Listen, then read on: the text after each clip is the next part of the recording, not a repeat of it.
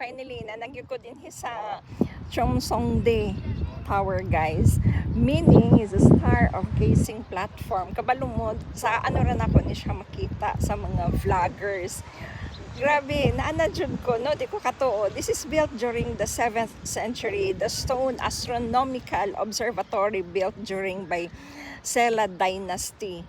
So this is located in Gyeongjo. Moanhi mo din hituyoon gid ninyo siya og anhi kay mao ni ang pinaka-oldest surviving astronomical observatory in Asia. So this is part of the national, or this is the most important national treasure of South Korea as being part of the UNESCO heritage. So na-list gid ni siya sa ilahang history din sa Gyeongjo, guys. So, grabe, dugay na kainin, no? Mga 633 AD pa daw ni siya nahimo. And still, nag-stand pa siya. Wala gid nila giutro, ilaha lang gid ni preserve kani siya.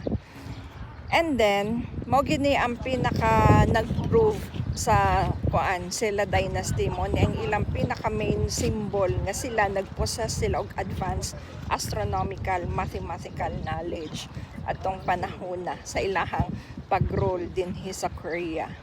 Mubo lang ni siya, di kay ni siya taas pre sa bang towers. So just like na 9-meter tall cylindrical tower which is being constructed with 365 stones representing the days of the year.